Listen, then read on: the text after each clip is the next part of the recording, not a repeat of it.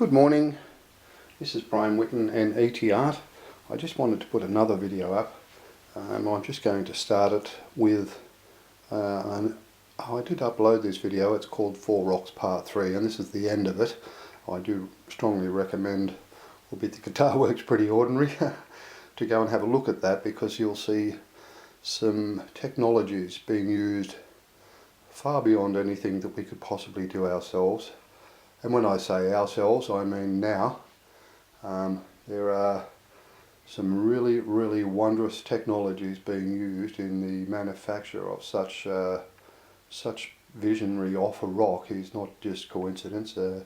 We've gone through this before, but I wanted to discuss with you a few things today that I had wrong. I'm good at getting things wrong. I do not read a history book for the history I've been left. I've been left technologies on the rocks here that, like I said, far outside anything we can do ourselves. Some of it is certainly explainable. I wanted to discuss also the Chirumali Jan complex, that a mistake that I've made there. But before I go on, if you are 12 years old or younger, I would prefer you go and get your parents to watch this video before you come back. I would prefer you go and get your parents to give you the okay to watch the video. That's all. Get them to watch it first, please. For the rest of you, I will let this roll by here so we can watch a few of these technologies being exhibited. We are looking at multifaceted laser cutting, amongst others. There are also fibre optic inserts, and I also believe that where you're seeing this man's head in front of the screen here, down in this portion here, the way that's actually getting driven is light-powered holographic projection. I'm certain that's what it is. It's a very unbelievable thing, and I do urge you to go back and look at this. Like I said, I do excuse the music. The background music's good. I unfortunately was playing the lead guitar, so and I sort of just did it once, just one off, so that we had a bit of music whilst this was playing. So what I wanted to do was go through a few things with you today about the planetary motion, the cross-section of the pyramid, the understanding, and I've said to this point that the moon is going to be placed in a position between Sun and Earth and rotate the Sun, not the Earth as it does now, and that I would see that is being exactly how it will be. And if you're a physicist, scientist or an astrophysicist, you would be laughing and saying that's an impossible task. But then again, we sit here with the astrophysicists not being quite understanding as how the moon's there in the first place, how it, when it goes into a situation where we get a full eclipse, it is exactly the same size as the Sun in respect to it covers the Sun perfectly. It means that it's been placed to do that. It is not by coincidence. I will move on now and we'll go and get the cross-section of the pyramid and we'll have a look at that. Those of you who have watched my channel up until this point, we know we've seen this many times, and I've discussed with it that it meant the movement of the planet away from the plane of the Sun, or horizontal plane of the Sun. It is very narrow, very strong, and thus the problem is why we have these big messages left to us in the form of pyramids and megaliths and such things. This here was the movement or tilting of the axis.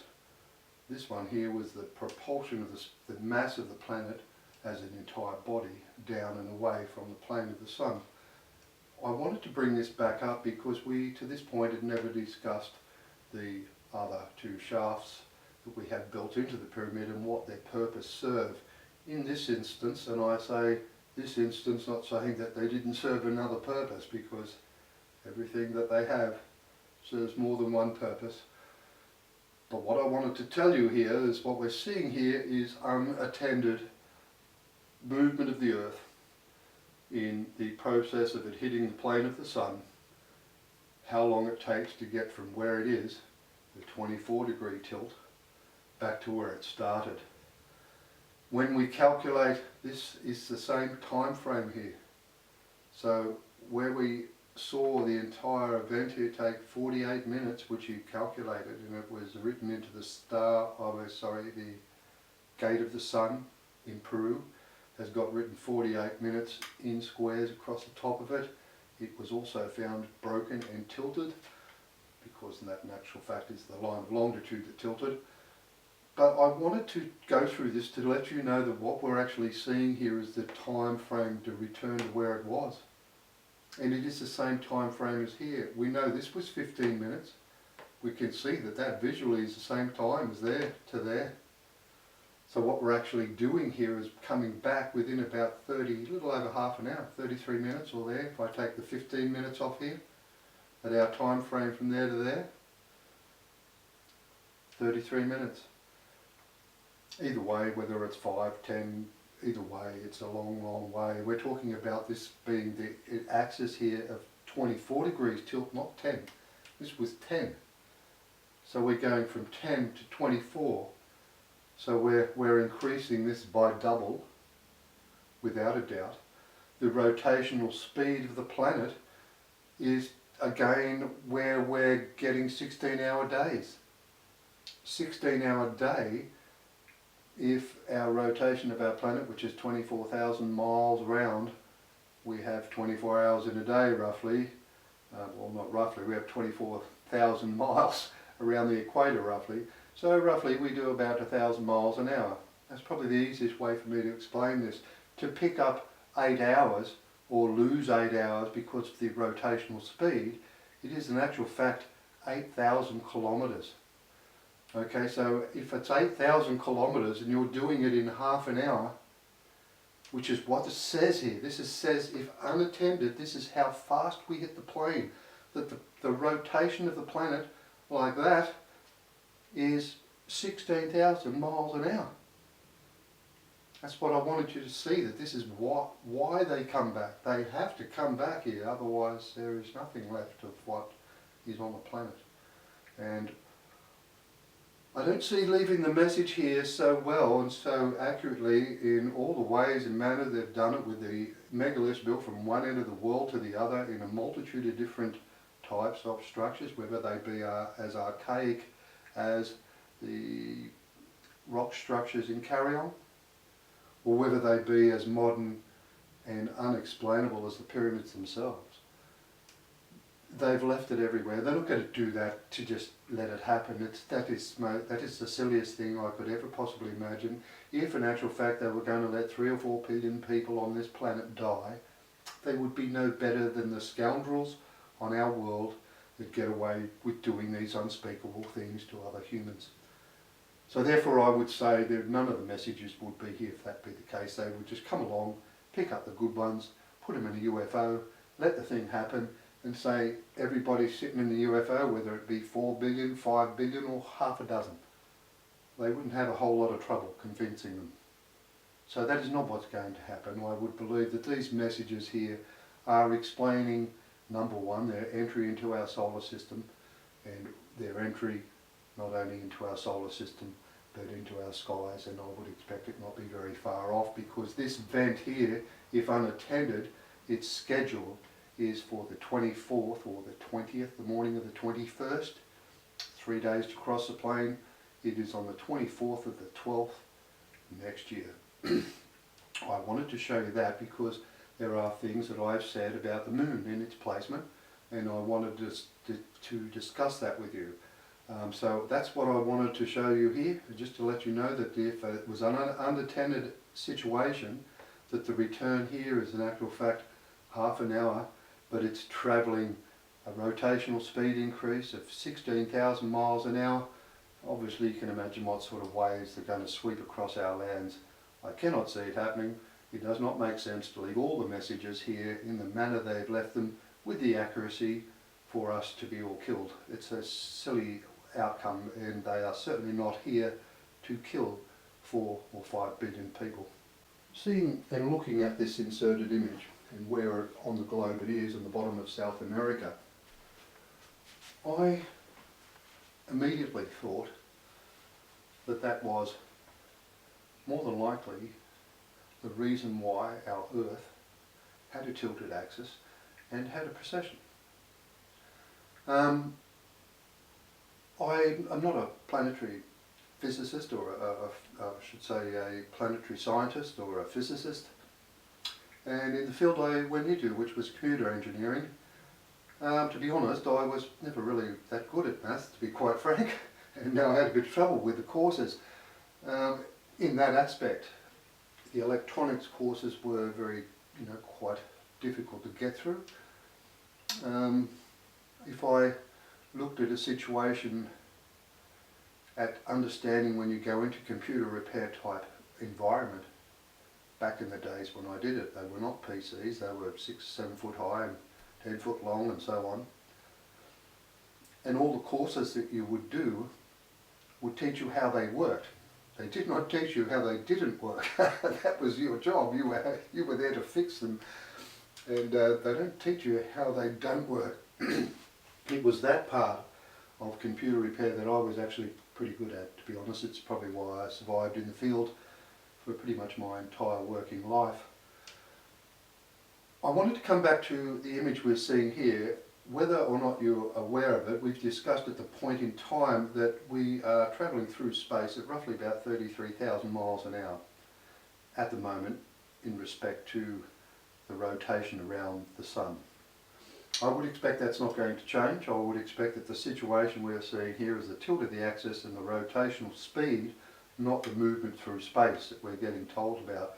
I think the movement through space lesson is to tell us about what happens hitting the plane of the Sun in the outer ring, and the fact that if we did have oceans there, they are going to be gone. The other thing I wanted to tell you about is that we've got a situation where we're coming up to the plane of the Sun and we are being told that we have a 16-hour rotation. So in other words, our days are no longer 24 hours long, they are 16 hours long, and the speed in rotation is what we've just spoken of that they need to manage, because if they don't, we all die, and that's not what's going to happen. The messages are here to let us know they are skilled beyond belief and beyond anything we can understand at this point.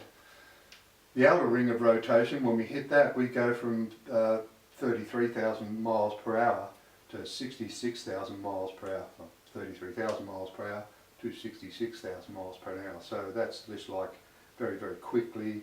We also see, I'll show you very shortly, that this is displayed to us in another megalith that is electronic. It's like bang. I wanted to show you this because I wanted to bring to your attention Mars, which is on the inner ring. It's in actual fact about 40 million miles between here and here, and about 40 million miles between here and here. The rotation of Mars is in actual fact 24 hours. So a day on Mars is very similar to what we have in the unnatural cycle that we are just finishing. We are yet to meet the plane and have the reduction in time because of the immediate speed increase. But Mars, in actual fact, is a 24-hour rotation, a little bit over. It travels around the Sun faster. It's 1.8 years compared to Earth's 1 year. So it goes 1.8 years around. And I wanted to bring that to your attention because I'm not an astrophysicist, like I said, and I'm looking at here the driving force here being that Mars is smaller in mass, that in actual fact it's easier to propel through the system by what it is that propels the planet. And this is what I wanted to talk to you about, because what I wanted to talk to you about is a constant.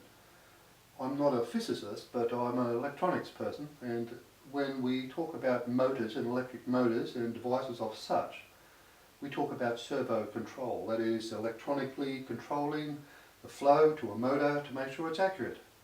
Otherwise you would have print heads flying left, right and centre, and on a printer you could not print with the accuracy nor cut with a laser, all such things. I want to show you that because I wanted to bring that to your attention. Number one, firstly, its cycle is exactly what we need, 24 hours. We know that there's remnants of a past civilization on Mars, and we also know there's ice there.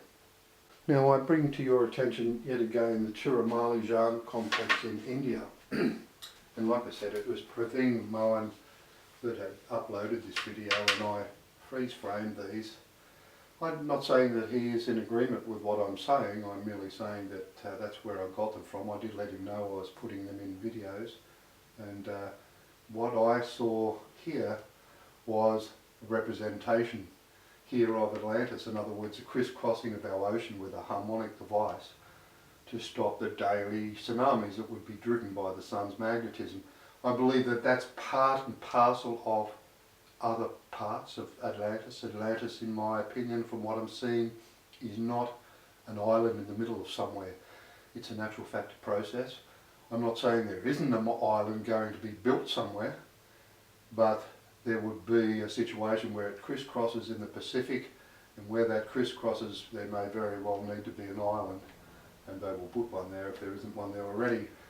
These are the 4 cycles, and I've said that this was a fast and slow and so on. I actually had this incorrect, or what I actually believe we're seeing here, we only have one of these cycles.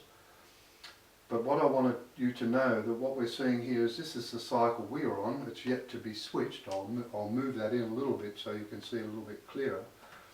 This is the cycle we're on, and when it's finished you can see it switches here, and then we go up to take up our years in playing with the sun with Atlantis installed. Okay, and we are going to do these ones here. What we're seeing in this one though is the cycle the last time around, right? So each one of these cycles is roughly 55,500 years. It's 111,000 years to do the complete cycle in both directions. When I say in both directions, I'm talking about the Earth itself, rotating either anti-clockwise as we are now, or clockwise. What I wanted to talk to you about was this line here. When we see this here, and this line here, on the inner ring of rotation we are seeing a very, very similar time frame from there to there, for either anti-clockwise or clockwise around the sun. So in other words, when we're going one way or the other, in here, it doesn't make that much of a difference. But they are linear. In other words, this is going to be 16-hour days, this is a 32-hour day, but they stay and remain the same, spinning in both directions. When we go to the outer ring though, we see here that's actually, you can see this is taken away altogether. I thought it was because it was old. I'm not so sure it even can get done. I think there's a part there where they just say, it just can't be done. We cannot maintain any life here. I see the remnants of one here, so maybe they can do an outer cycle like this, and the unnormal or the unnatural cycle can be put in the front of, in this cycle here. But I don't know that, I don't know about that one. It's hard to see, but I'm sort of seeing that maybe they don't even bother.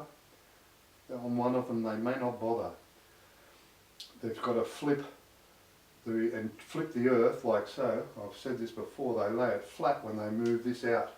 When they move Earth out or bring it back in, they start by laying it flat on its axis. When they bring it back this way, they lay it flat on its axis and then turn it up like that, and that's how they achieve the rotational change of Earth. That's when it comes back in from the outer ring from Mars. I'll go and show you that very shortly. What I wanted to show you here though, they say that the outer ring here is both 8 and 10 hours a day. If you're spinning one way and spinning the other and you get a constant, you cannot have a constant, even in this one. How can you have a constant if you're going in both directions and have a change but still have a constant change? Their fields must be, the only way to have a constant change in that arena is to have an opposing field. That's the only way. So to have a constant field going that way, a constant time of day, and a constant time of day going that way, but having variations within that extreme out here and this extreme here, you have to have a resistance. Otherwise it would just keep going faster and faster. So what I'm saying here, I'm not an astrophysicist, but I would say that the horizontal plane, the one that's strong, is rotating in an anti-clockwise direction, and the two rotating vertical planes of the sun are going clockwise. So I would see opposing fields, and it's the only way you can achieve a constant. That is one thing I wanted to put there. I wanted to discuss one or two matters with this. Was in a cave. I'll be honest with you, I don't know what cave this is in, but I knew straight away when I saw it what it was. It was in respect to an aerial that was supposedly found underwater. But what I did was stop here because I could see this as being a representative once of the globes that we see in the pyramids. The requirement of a hand to lift the globe up in the outer ring of rotation. I would expect the people that are very good at living in the cold, there are people that can, and they are on our planet, and they can manage living in the North Pole. How they do that, and do so and don't just pack up and leave, I don't know, but that's how they live, and they keep living like that, and they are the Eskimos that we North Americans, and they're skillful beyond belief. There are people that live in the top end of Siberia and whatnot. What I wanted to bring about here is the E being the end of the last one, or the cycle that we've just finished, and the 10-day here. But remember that we are turning and rotating the globe here, and we're getting people put back on the planet whilst it's being pushed back in from Mars. It gets stood up halfway, which is, we've discussed this before. This starts out as a flat cycle to get us back in to the inner ring. There is people being put back on here. Here it says the Asians, the Egyptians. This is a llama down here, so I would expect the South Americans are being put back here. They're being put back from Mars. I would expect what I wanted to come back here for and tell you is this is D10. This is D10 going on the slow one. This is the slow cycle coming back from out there. That's what I'm saying. This next cycle and out to Mars is rotating anti-clockwise, and it's out there where the rotating vertical fields are then less, where the rotating vertical fields are not as strong. So this day 10 or 10-hour day is even less again.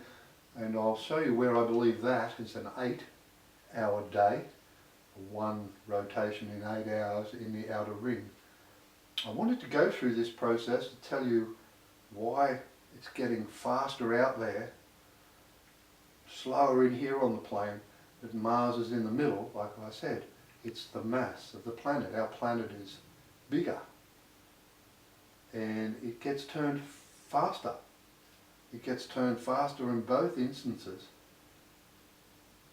So that's one thing, like I said, I'm not an astrophysicist, I'm merely stating what we see here. And I'm seeing it's got a lot to do, possibly with the makeup of the core of the planet or something of that nature. But we are going faster in both instances than Mars actually rotates. It must be the mass of the planet. Once it grabs it, I don't know, it's a very, very unusual thing, but I wanted to let you know that. One of the things that I see is an issue was this getting knocked back in again. I wanted to take note of that because when I said to you that the moon gets moved to cycle the sun as part of the Atlantis procedure, it gets moved so it's in line with the sun and rotates the sun and not Earth. But I wanted you to note that that is in actual fact telling us there are multiple rings of rotation that planet Earth can be placed on because it stays steady for here for 1,000 years. This does not move in on its own. I'm pretty certain it's saying we come in and we bang it there and leave it there. It doesn't traverse in like this. I could be wrong, like I said. I don't know whether that's correct or not. There's a couple of things, not being an astrophysicist and truly understanding the magnetic planes, but I'm certain, absolutely certain, if you're within one ring and can go that way and stay constant, and that way and stay constant, there is only one way with a rotating plane that you're not going to accelerate and get faster and faster and faster. It's when the other plane has to be working in as an opposing field. I wanted to show you this video. I saw this come up in my feed the other night. It's put up by Ancient Architects, and albeit I'm not subscribed, here I am on my old laptop. As you can see, I'm not signed in here. The golden hats that have been found around the world, I'm just going to expand that to full screen and I'll play the video, albeit it'll be played very slowly. Mate, you can see why I don't sign in on this computer. I'll press play, we'll just zoom down here a bit. What I wanted to do is show you on these golden hats where they are, where they were, and I wanted to discuss with you what, in my opinion, they are. I don't believe they're hats. I actually believe these are in actual fact representative of the 4 flat cycles you have within the entire process of rotation of Earth around the entire cycle, anti-clockwise and then clockwise. And then what we're seeing here recorded is, this one's the shorter one, that one I just showed you, the last one. One of them does not have a brim around the hat. If you're going to wear a hat, why do you have it on? Why do you have a hat on if you're going to wear a hat? Outside of being a show pony, you don't have a brim. I'm seeing here a situation where one of them doesn't have a brim because it doesn't need it. The others that do have a brim, I'm thinking that the moon is moved out with the planet, with Earth, beyond Mars, and then the moon is still with, right, to provide a cover.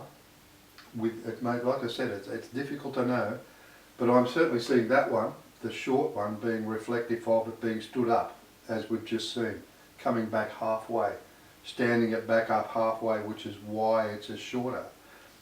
And then the brim on it being that it's in plane with the sun. That's what I'm thinking. The rest of that journey in is in actual fact that's the case. This is the one without a brim. I would expect these dots around the side and rings be reflective of the hours in a day, that as it comes in or goes out, that it's expanding, slowing or speeding up depending on what is going down. And I would expect obviously the less cycles be up here, and this is where you're getting 8 and 10 stars up at the top of these. One of them has an 8 star, the other one has a 10 star. I would suspect the 8 star one is the one that possibly doesn't have a brim on it because the moon is not made go out with it. But we are at that point, the only life that is human is living on Mars. I wanted to show you those because I'm absolutely certain that they're reflective of those 4 cycles that lay flat within the cycle, okay, with a flat axis, and it's giving us the rotational speed, how many days and so on. I wanted to show you those. I want to go on with one other thing, and mostly why I wanted to bring that into here is understanding what they're made of. They're all made of gold, and there's 4 of them. I don't think you will find any more on the globe. The 4 that were needed to be found were found, and I don't think they were used as vases. But that's my opinion, mind you. I did also want you to know that there are people that have the theories that it is relation to time, and very much so I would expect that be the case. That I also am under the belief that the movement of the Earth beyond Mars, it always still rotates around the sun. It just expands. The planet moves around the sun, but the plane that it travels on around the sun slowly expands until it gets out beyond Mars. To bring it back to this now, we've looked at those multiple rings of rotation that they've told us we can have, and Earth can be placed on. When we're looking at this, I now want you to imagine this being Earth and this being the Moon, and that we're going to rotate with the Moon a little bit more here and a bit smaller, further away than it currently is. I would suggest that the ratio shown in the golden plate that I've shown you many times, that would be pretty much the ratio. So if we were looking at the Earth or the Sun would be about that big in the middle of the sun. So we would wait till a partial eclipse, have a full eclipse with the moon right in the middle and quite a bit away. But you're going to say, and my reason why I wanted to bring that up about gold, and we've already discussed in this one, when we do talk of this being Mars, that its rotation through here is far, far quicker. How can it be in time with the Earth when the Earth is so much bigger? That's why I said, is it the mass or the weight that drives and depicts the speed on the plane of the planet moving through space? Because in actual fact that's exactly what we're talking about. If we in actual fact have the moon here, I'll just show you an inserted image that the belief is the moon is hollow, because they in actual fact bombed it or dropped something on it and made an explosion or crashed something into it, and they have a perception that the moon ran, so that it was hollow. It doesn't mean it does not have the weight, because that's why I wanted to show you those hats made of gold. Because if you're going to follow the Earth out to the other ring with the moon, it's an impossibility to have it any other way. So what I'm saying here is that what we're looking at here is the moon itself may very well be hollow and part of an apparatus. And the very core of the moon be in actual fact gold, because it is how you have the weight in a smaller body. That the very core of the moon is more than likely solid gold, and a fair bit of it I would expect, which is why we have gold as so much of the mythical stories that we have in our history. And most of our history I would expect is myth. Most of it, and I even would expect most of these structures that we see around the world attributed to past civilizations are in actual fact not the civilizations that we're told created them, but rather a history left where there wasn't one, because in actual fact the end of the last period of time on the plane with the sun, we were very, very advanced, flying around in UFOs, traversing between here and Mars and other star systems. We are yet now, in the end of this 6,000 years, and this is where the creationists do have a little bit of it right, is that they say no, Earth was created 6,000 years ago. In essence, it restarted again 6,000 years ago, and all of the people that were here were not carrying on with the rude, unbelievable behaviour towards children and the other humans and such things. That just was not happening. It was with a far different world 6,000 years ago. So when this happened, they could let the planet get smashed 6,000 years ago, because they'd taken off everybody. Everybody else was where they needed to be, and that was what happened. So I wanted to say that that is how the moon can stay in plane with the sun when we get to this point where it gets onto the high-speed rotation. I would also see that that's how they can position the moon. Secondly, they drain the water, lower the oceans, which is the other reason why we see so megalithic structures under the ocean, is because they have the ability to drain it away, put more water within the core of the Earth. And I would also suspect with the noises that we hear underground and the unusual noises that have been heard, that there is an underground structure that can spin around the core of Earth to make it look like it's bigger, like the core, and therefore the moon then can move away and tilt the axis back in a 12-month period, so that when we do come up to the period to here, that the transition can be one that's manageable. And they put, once again, once the oceans are drained off, they can install Atlantis and do all such things to steady the oceans, because they will always be driven by the sun if that was the case. So I would think, like I said, it's a multitude of things, it's not just one. There's the core of the Earth to consider, the placement of the moon, the lowering of the oceans, and that may be what they need to do. The other way is obviously slow the rotation of the Earth with comets, and that may be something they have to do as well. So I'm not 100% certain there, but that is what I wanted to show you today, was that, and one other thing. Once again, I wanted to just bring your attention, I've zoomed in a little bit, I will make note of hiveminer.com as being the people that have uploaded this onto a free media and made that image available. Otherwise I wouldn't be able to see it for free. And you are now seeing it for free because I've got it, my camera here pointing at my TV, which you are also seeing for free.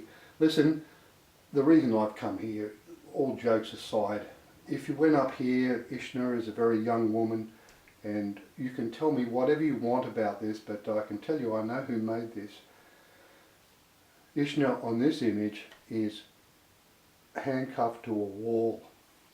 Her feet are like this, and her feet are held off the ground by beasts. It is not what you think it is. It means a whole lot different, this picture, or this carving. It is left by the very same people that left all these messages on these rocks, who built the pyramids, who left us everything we have to let us know what our planet is going to be going through. This one here has got his eyes wide open and his mouth open. This one here has his eyes closed and his mouth closed. They're doing that because one of them is shocked by what he sees the beast do to this woman. The other one has got his eyes closed and his mouth closed, and he will be out the door the same as these. You need to, if you're this type of person and well aware of this type of situation, you need to be doing this very, very quickly. That is why that message is there. Make no mistake. Now I'll just let the rest of that video play out and finish up with today's video. I did try to make the last one I did short, but didn't work out that way. Listen, if you're in command of armies or in the army or Air Force or Navy or wherever, listen, we can't fight these people. You just can't. It's an impossibility. They've done this 15 million years. They've spun our planet around the sun because our other star that we once had over 15 million years ago left us. The skills that I'm seeing just on these rocks alone are beyond belief almost. I've sat here at sometimes at night time when I've gone to do this sort of thing and get the light and look at certain rocks, and some of the technology I'm seeing is, like I said, beyond belief. I know you're seeing that second hand. I might just jump ahead a little bit just to see if we can't get a little bit closer to a little bit better imagery. And I basically wanted you to be aware of the skills these people have. That's technically us. It's us, it's you and me, the people that are here that are not human, that might be looking out a window like that at you, but there's human people in these pictures as well.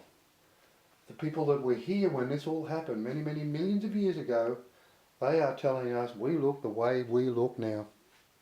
That we haven't, at that point in time, at the point in time that it happened, that's what they're saying happened. So I will leave you with that today and just say that if you are in command of armies, there is no fight to be had here. These people can just turn off everything. You boys and girls that are in control of things have seen a situation yourselves where you know missile guidance systems are turned off, or your army bases have had experiences, your pilots have had experiences. They've all been told to be quiet. They're very quickly approaching a time where you cannot keep quiet any longer, especially when you see the skills of this. That is absolutely unbelievable. That I honestly, when I saw that for the first time, I just sat in my lounge room looking at that, absolutely astounded that they've actually got the ability and technology to do that. It is unbelievable, and that's nothing compared to what we're about to learn. that does bring us to the end of these video series now. I hope you've enjoyed them. To my subscribers, thank you very much, and to all the people that have viewed my videos, albeit there seem to be quite a few that have watched for 2 or 3 minutes. I would expect that's not quite what it's intended to be. You'll hear the birds tweeting in the background, as we did at the end of my last video, which is good because they're the ones that haven't been scorched and burned to death. Luckily they can fly out of our forests, unlike the animals that we've lost in the many millions of hectares of land that have burnt away over the last month. I was going to take a photo of the sun again this afternoon, but it's disappeared again into a haze of smoke. There are no clouds in the sky, yet we see a red sun and a red moon now for many days, when in actual fact they were even visible. But yes, it draws to the end, and we are very close to having climatic changes far different than we ever expected. And we are not far off getting the people that built the pyramids and such things to come back and give us a hand with everything. Like I said, there are those amongst you that have kept your lips sealed and your eyes closed. The day for opening both of those is very close, and I would expect, if they're in the atmosphere, you have left your run too late. I would say that only from my own personal experience. I would hope also that my efforts to bring this out to everybody have not been wasted. I would expect they're in a very limited amount of ears. Maybe some of you that shake your head in disbelief. I can assure you I wrote to the Prime Minister of our country about the South Pole being uninhabitable for the elites to hide in, and within about 2 days of his visit then to the President of America, President Trump, Mr. Trump mentioned that he wanted to buy Greenland. So thank you, sir, for letting me know that you are listening to me, and that my Prime Minister is not. And that was how you told me. Thanks very much. I appreciate that, and I do hope your endeavours to remove the filth from the people around you, which would also be appearing to work because of what is transpiring at the moment. I just want to say thanks, Mr. President. You've done a really good job to this point. Keep up the good work, and I hope your armed forces get behind you when they need to. And there is no threat to the people coming in here, to good people. But if you're in anywhere in this planet, doesn't matter what race you are, what country you're from, what sex you are, I can assure you now the decision is going to be made very shortly. We need to get more of your lot onto the other side of the line, because at this point in time there's not many over about 3 billion, 3 to 4 billion. We need to open our mouths. When I say we, I mean you lot that have got them closed, because I've been talking here for many years, trying to expose corruption hidden by our federal government. It is only in latter years, and even latter months in some respects, I've realised how close I have lived, very close to that rabbit hole most of my life. And I've always steered away from it. I wouldn't say I didn't open my mouth. There were things I didn't know about, so I can say to you now that I've tried. And I've tried to convince other people that I know that are close to me, that are over that side of the line, to get back on this side of the line. They have their choices, and I had mine. So I have lived with, probably, I don't know that I've had the threat of death. I've never really worried about it since the day Mum died, to be quite frank, and that was in 2006. And like I said, I've said in another video, she came and said to me, Brian, get up, finish what it was you started, and stop worrying about things. So I'll be honest with you, I haven't actually worried about that from the day one. From the day that happened, I haven't worried about a thing. And I move up here because UFOs showed up at my home. I know that sounds silly, but that's exactly what happened. My son found this rock, yet again. I'll insert it for you. He found it twice. He's hurled it back in a river full of rocks.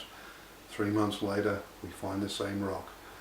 Listen, that's all I will do at this point. I do unfortunately live in a society in my country where everything I've tried to portray in every one of my videos, including even contacting the Australian Geological Society about what is on the rocks, and had every door closed, whether it be radio, television, and every facet you could possibly imagine. And I would expect that's got something to do with the federal government's attachment to my family and my family's attachment to the federal government. I won't go into it any further than that because quite frankly I've got other things I have to go and do, and one of them is make sure I've got a little bit of food to eat in the fridge. I've gone for a long time without revenue coming into my household because I thought these videos were far more important to produce to let everybody else out there know what I had discovered. So I hope you've enjoyed it, and like I said, for all my subscribers and the people that have actually watched my videos, thanks very much. I will move on now to other things, and I wouldn't mind a job putting Atlantis in around the Pacific Ocean. That would be pretty good. I wish I was fit enough to still have a surf in the process, but that's not going to happen. So I'll leave you with that. Thanks very much again. This is Brian Whitten and ET Art. Thanks very much. Bye bye.